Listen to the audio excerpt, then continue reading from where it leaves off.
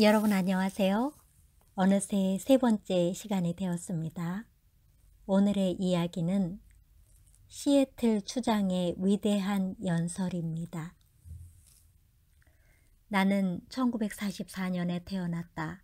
당시 우리나라는 일본의 속박 아래에 있었고 내가 태어난 지 1년이 조금 지난 1945년 8월 15일에 해방되었다.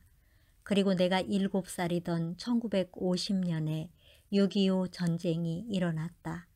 전쟁이 터지고 1년이 좀 더 지난 1951년 8월 15일에 어머님이 세상을 떠나셨다. 그때 우리는 너무 가난해서 어머니가 아프셔도 병원에 갈 돈이 없었다. 몸이 아파 힘들어 하시다가 사흘 만에 세상을 떠나신 어머니의 장례식을 지냈던 기억이 난다. 지금도 나는 어머니가 무슨 병으로 세상을 떠나셨는지 모른다. 어머니가 돌아가시고 한 달 만에 형님이 군대에 가셨다. 전쟁 중이라 아버지는 늘 집을 떠나 지내셨다.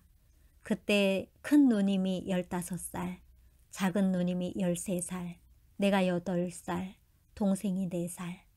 이렇게 4남매가 살아야 했다. 가난했던 시절에 돌봐주는 어른 없이 아이들만 산다는 것이 여간 힘든 일이 아니었다. 어느 날 밤 자다가 깨어보니 큰누님이 혼자서 울고 있었다. 동생들을 제대로 먹이지 못한다는 괴로움은 15살의 소녀가 짊어지기에는 너무 버거운 짐이었다.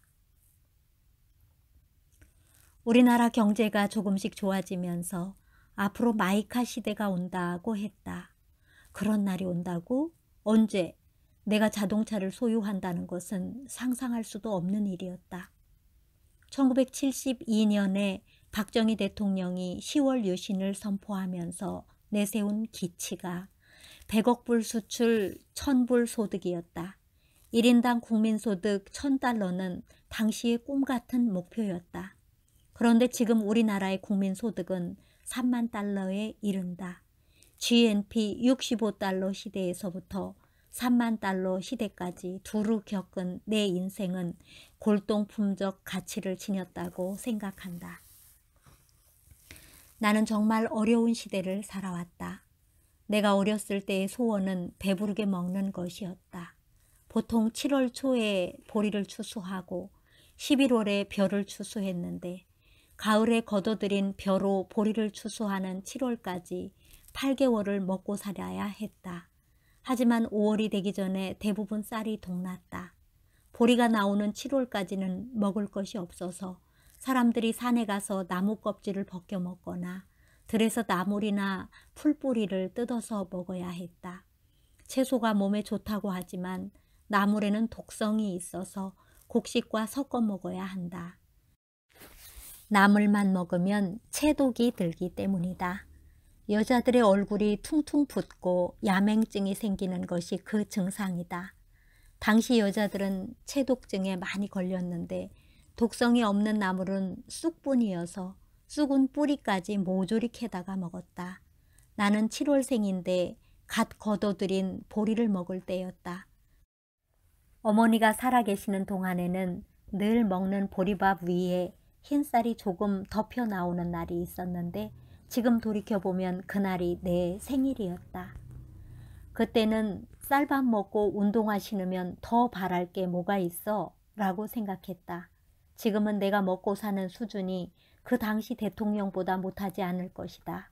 그때 대통령이 신지 못했던 신발을 신고 대통령이 입지 못했던 양복을 입고 그때는 시간을 자주 맞춰야 하는 태엽 시계를 찾지만 요즘은 1초까지 정확한 시계를 차고 좋은 승용차를 타고 다닌다.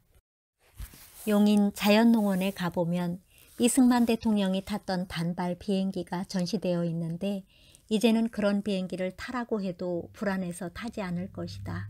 요즘은 보잉 747, A380처럼 규모나 성능이 예전과는 비교할 수 없을 만큼 발전한 비행기를 사람들이 타고 다닌다. 내가 어렸을 때에 비하면 삶이 이만저만 풍요로워진 것이 아니다. 그런데 삶만 달라진 것이 아니다. 돌이켜보면 요즘 사람들의 마음도 당시 사람들과 많이 다르다. 내가 초등학교에 다닐 때 반에 새로운 아이가 전학 오면 누가 더 센지 싸움부터 했다. 친구들이 다 둘러선 가운데 두 친구가 싸우고 승패가 결정되면 앞에서 야 악수해 라고 해서 둘이 악수하고 싸움을 끝냈다. 그렇게 결혼 후에는 서로 사이좋게 지냈다. 요즘은 사람들의 마음이 그때와는 비교할 수 없을 만큼 까다롭고 날카롭고 야박해졌다. 많은 사람들이 자기밖에 모른다. 자신이 조금이라도 손해를 볼 것 같으면 결사적으로 덤벼들고 자기 문제가 아니면 옆에서 무슨 일이 일어나도 모른 척한다. 세계 어느 나라에 가봐도 우리나라처럼 잘 사는 나라가 없어 보인다. 예전에 미국에 가보면 나라는 부자인지 몰라도 국민들은 매우 검소하게 사는 것 같다. 집집마다 유리창도 얇은 유리 한 겹이다. 그런데 우리나라에서는 알루미늄 셰시에 두툼한 유리를 몇 겹으로 끼우고 거기에 색까지 입혀서 자외선을 차단하고 밖에서도 안 보이게 설치한다. 그러나 우리는 가난했을 때 가지고 있었던 따뜻함, 아기자기함을 잃어버렸고 그때 느낄 수 있었던 사랑은 다 메말라 버렸다.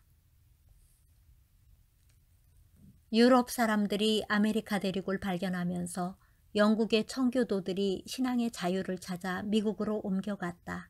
이어서 다른 나라의 사람들도 미국으로 이주해 그 땅에 살기 시작했다. 넓은 아메리카 대륙에는 원래 인디언들이 있었으며 그들은 추장을 중심으로 사냥을 하면서 살았다.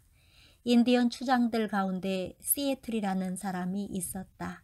언젠가 시애틀 추장의 연설문을 읽은 적이 있는데 그 내용은 미국 정부로부터 땅을 팔라는 제안을 받고 답변한 연설이었다. 워싱턴에 있는 대통령이 우리 땅을 사고 싶다는 뜻을 편지로 전해왔다. 땅을 사고 싶다고 신사적으로 이야기한 것이었지만 그냥 땅을 사고 싶다는 것은 아니었다. 팔지 않으면 땅을 빼앗겠다는 의미가 들어있는 제안이었다. 인디언들은 무기로 활을 가지고 있었고 미 기병대나 보병들은 소총을 가지고 있었기 때문에 싸움이 될 수 없었다. 무력으로 탈취해 가면 그냥 내놓을 수밖에 없는 상황이었다. 만약 시애틀 추장이 땅을 팔지 않을 수 있었다면 안 팔았을 것이다.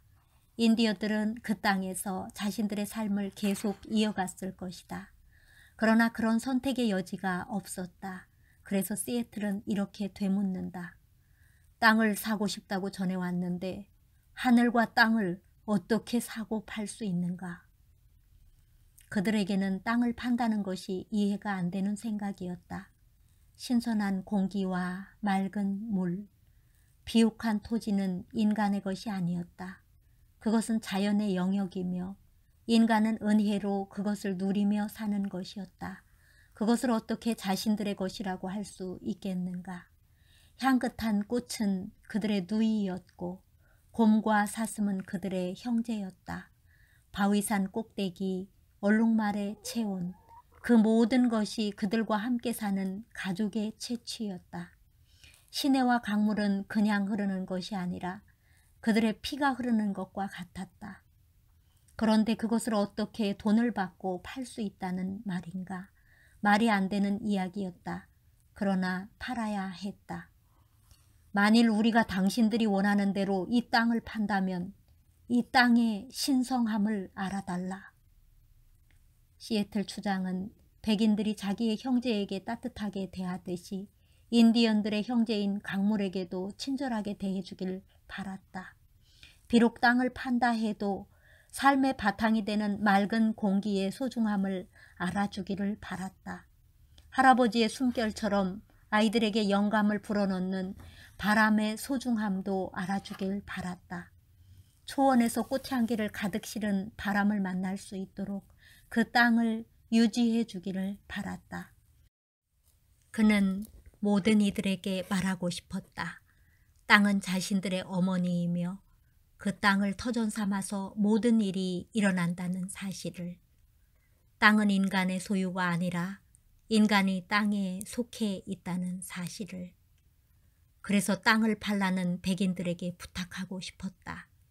팔 수 있는 땅이 아니지만 당신들 말대로 파니, 인디언들이 이 땅을 사랑하고 아끼고 고마움을 가지고 살아왔던 것처럼 이 땅을 보존하고 사랑해 달라고. 이처럼 자신들이 살았던 땅을 사랑하는 마음, 그 땅을 빼앗기는 안타까운 마음을 시애틀 추장이 연설에 담아 표현했는데 그 당시 미국 정부 관리들도 그의 연설에 감동을 받았다고 한다. 그래서 그의 뜻을 기리기 위해 밴쿠버 아래에 있는 도시를 그의 이름을 따서 시애틀이라고 지었다.